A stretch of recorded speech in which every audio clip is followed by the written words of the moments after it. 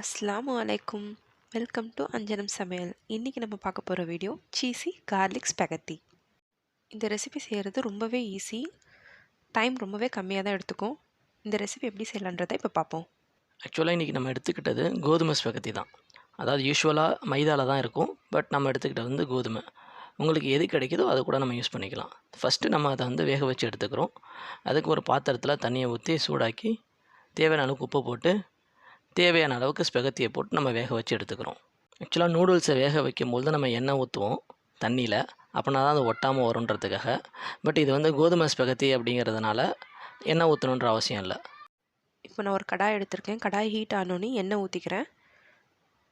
Butter 2 table spoon சேர்த்துக்கிறேன். Butter நல்லா உருக்கணுன்னே குட்டி குட்டியாக நறுக்கின பூண்டு அது சேர்த்துக்கிறேன்.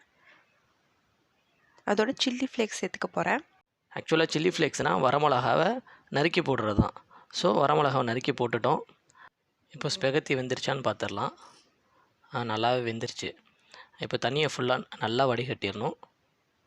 இப்போ அந்த தண்ணியிலேருந்து 1 கப்பு, அதாவது 50 ml இருக்கிற மாதிரி அதை நம்ம இதில் ஊற்றிக்கிறோம்.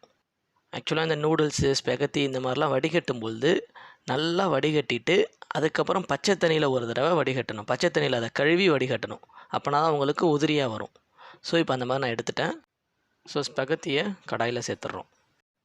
தீயை வந்து நல்லா குறைவாக வச்சுக்கிட்டு அந்த பட்டரு, சில்லி ஃப்ளேக்ஸு, பூண்டு எல்லாமே இதில் படுற மாதிரி கிண்டி விட்டுக்கிட்டே இருக்கிறோம். ஒரு 5லேருந்து 10 நிமிஷம் வரைக்கும் கிண்டுற மாதிரி இருக்கும். ஸோ அவ்வளோதான் நமக்கு preparation time. Full and full கம்ப்ளீட்டாக குக்கிங் டைம் எல்லாம் பார்த்திங்கன்னா 10லேருந்து 15 நிமிஷத்துக்குள்ளார முடிஞ்சிடும். ஸோ இது நல்லா கிண்டி விடுறோம். ஒட்டாமல் இருக்கிறதுக்காக தான் நம்ம கிண்டிக்கிட்டே இருக்கணும். அடி பிடிச்சிடக்கூடாது. அதனால் தீயை வந்து நல்லா லோ ஃப்ளேமில் வச்சுக்கிறோம். இப்போ தேவையான அளவுக்கு உப்பு சேர்த்துக்கிறோம். அடுத்தது முக்கியமான ஒரு ஃப்ளேவர் கொடுக்க போகிறோம். அதாவது 2 டேபிள் ஸ்பூன் வந்து மிக்ஸ்டு ஹெர்ப்ஸ் கொடுக்குறோம். அது கடைகளில் கிடைக்கும். அப்படி இல்லைனா ஆரிகானோ இருக்குதுன்னா ஆரிகானோ மட்டுமே சேர்த்துக்கினாலும் சேர்த்துக்கலாம். 2 டேபிள் ஸ்பூன் சேர்த்துக்கலாம். ஆக்சுவலாக மிக்ஸ்டு ஹெர்ப்ஸ் தான் உங்களுக்கு இந்த ஸ்பெகத்தியில் அதிகமான ஃப்ளேவரை கொடுக்கும். ஸோ அதனால தான் நம்ம அதை வந்து 2 டேபிள் ஸ்பூனாக சேர்த்துக்கிறோம். இப்போ நான் கொஞ்சம் மொசரல்லா சீஸ் ஆட் பண்ணிக்க போகிறேன். சீஸ் ஆட் பண்ணிவிட்டு லைட்டாக கிளறி விட்டுருங்க. அவ்வளோதான், சீஸி கார்லிக் ஸ்பெகத்தி ரெடி ஆகிடுச்சு. சீஸ் ஆட் பண்ணுறது உங்களுடைய விருப்பம். சீஸ் ஆட் பண்ணலைன்னா பட்டர் கார்லிக் ஸ்பெகத்தி கிடைக்கும்.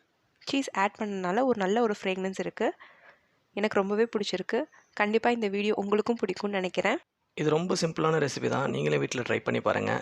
ஸ்பெகத்தி இல்லை அப்படின்னா நூடுல்ஸ் வச்சு கூட பண்ணுங்கள். இல்லை மேகி இருக்குது, மேகி வச்சு கூட பண்ணலாம். மேகி மசாலா போடாமல் நான் சொன்ன இந்த மசாலாவை மட்டும் போட்டிங்கன்னா ரொம்ப சூப்பராக இருக்கும், அருமையாக இருக்கும்.